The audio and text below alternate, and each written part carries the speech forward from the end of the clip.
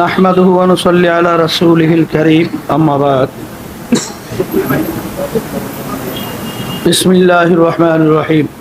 প্রিয় সাংবাদিক বন্ধুগণ, ছাত্র জনতার গণ অভ্যুত্থান পরবর্তী সৃষ্ট পরিস্থিতিতে করণীয় এবং আগামীর বাংলাদেশ বিনির্মাণে আমাদের ভাবনা জাতির সামনে তুলে ধরার নিমিত্তে আয়োজিত আজকের এই সংবাদ সম্মেলনে উপস্থিত সবাইকে আন্তরিক শুভেচ্ছা ও কৃতজ্ঞতা জানাচ্ছি। প্রিয় সাংবাদিক বন্ধুগণ, জাতির এই মহান অর্জনের যারা জীবন দিয়েছেন, যারা রক্ত দিয়েছেন এবং আহত হয়েছেন, তাদের সবার প্রতি শ্রদ্ধা ও কৃতজ্ঞতা জানাচ্ছি। আন্দোলনের বিভিন্ন পর্যায়ে যারা অংশ নিয়েছেন, তাদের প্রতিও শ্রদ্ধা জানাচ্ছি। শোকাহত পরিবারের প্রতি সমবেদনা ও আহতদের পাশে দাঁড়ানোর সাধ্য অনুযায়ী চেষ্টা চালিয়ে যাচ্ছি। প্রিয় সাংবাদিক বন্ধুগণ, দেশের সবচেয়ে বর্বর ও নৃশংস আওয়ামী দুঃশাসন উৎখাতের সংগ্রামের সূচনা করেছে আমাদের গর্ব শিক্ষার্থী সমাজ। তাদের অসীম সাহস, ত্যাগ ও বুদ্ধিদীপ্ত নেতৃত্ব আমাদের গর্বিত করেছে। ইসলামী আন্দোলন বাংলাদেশ শুরু থেকে এই আন্দোলনের সাথে সম্পৃক্ত থেকেছে। 19 জুলাইতেই আমরা পরিষ্কার করে জানিয়েছি যে সরকারের পদত্যাগই একমাত্র সমাধান।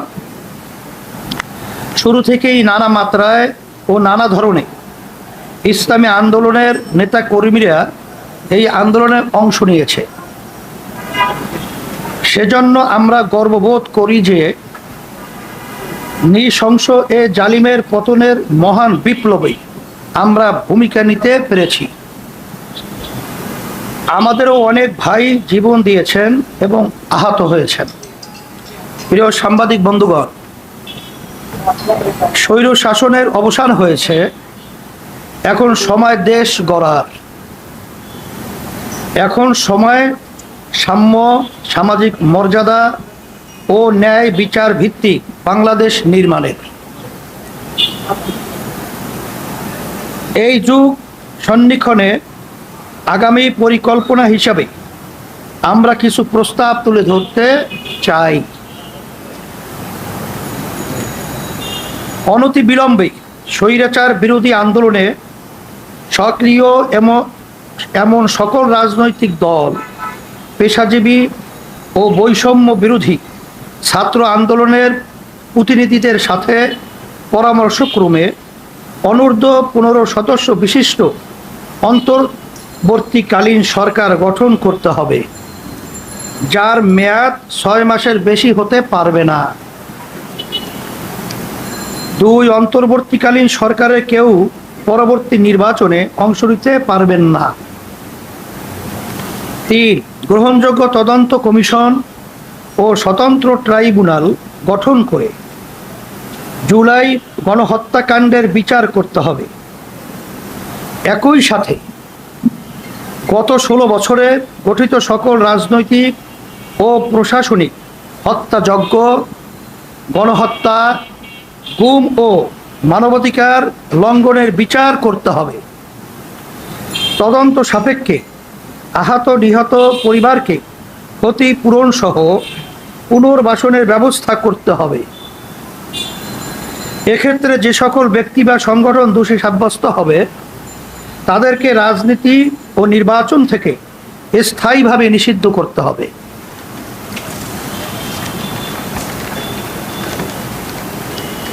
4, তদন্ত সাপেক্ষে গত 16 বছরে সকল দুর্নীতিবাজ ও বিদেশে অর্থ পাচারকারীদের সকল সম্পত্তি ক্রয় করে রাষ্ট্রীয় কোষাগারে জমা করতে হবে এবং বিদেশে পাচারকৃত টাকা ফেরত আনবার উদ্যোগ গ্রহণ করতে হবে। বিগত 16 বছরে যারা ক্ষমতায় ছিলেন, তাদের সম্পদের হিসাব দিতে হবে। সকল দুর্নীতি ও টাকা পাচারের শ্বেতপত্র প্রকাশ করতে হবে। 5, আইন শৃঙ্খলা বাহিনী প্রশাসন, বিচার বিভাগ সহ প্রজাতন্ত্রের যে সকল কর্মচারী আইন সংবিধান শপথ লঙ্ঘন করে অপেশাদার আচরণ করেছেন তাদেরকে বিচারের মুখোমুখি করতে হবে। 6, দেশের সংখ্যাগরিষ্ঠ জনগোষ্ঠীর চিন্তা ও চেতনা ও অনুভূতির বিরুদ্ধে কোনো সিদ্ধান্ত নেওয়া যাবে না।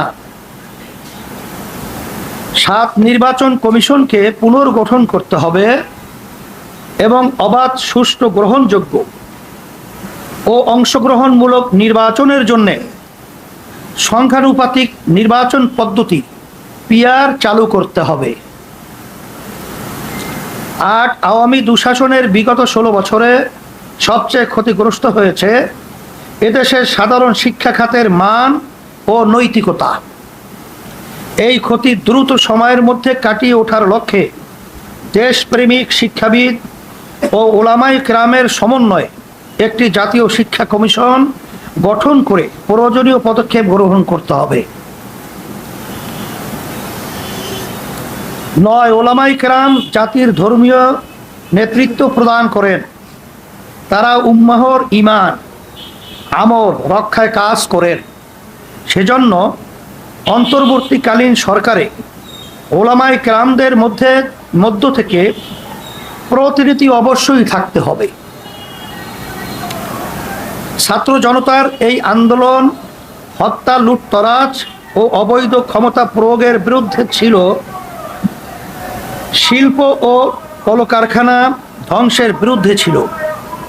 এখন যদি আন্দোলনে অংশগ্রহণকারীদের মধ্য থেকে কেউ একই রকম কাজ করেন তাহলে তা সব বিরোধিতা হয়ে যায়। সেজন্য আমরা বিশ্বাস করি যারা লুটতরাজ, দখলদারি ও অরাজকতায় লিপ্ত তারা আন্দোলনে সম্পৃক্ত কেউ না, বরং তারা সুযোগ সন্ধানী। আমরা দৃঢ়তার সাথে সবাইকে আহ্বান করছি যে এখনই সব ধরনের অরাজকতা বন্ধ করুন। যারা অরাজকতা করছে তাদের প্রতিরোধ করুন।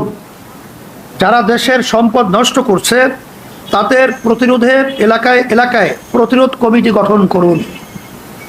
প্রিয় সাংবাদিক বন্ধুগণ, ইসলামী আন্দোলন বাংলাদেশ মনে করে দেশের সকল নাগরিক সমান মর্যাদা ও অধিকার প্রাপ্ত।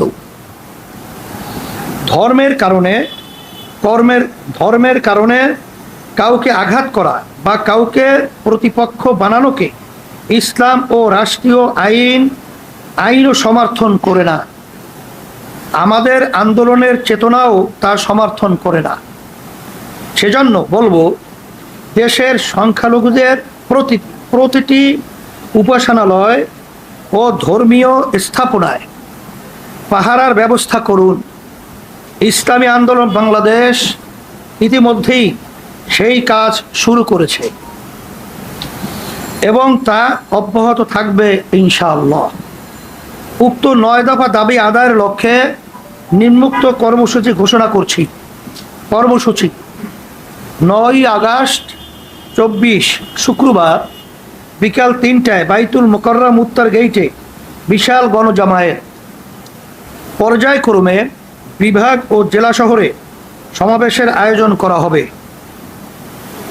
প্রিয় সাংবাদিক বন্ধুগণ, পরিশেষে আবারও গণ অভ্যুত্থানে জীবন দানকারী ও আন্দোলনে সম্পৃক্ত সকলের প্রতি শ্রদ্ধা জানাচ্ছি। আল্লাহ হাফেজ। ধন্যবাদ সকলকে।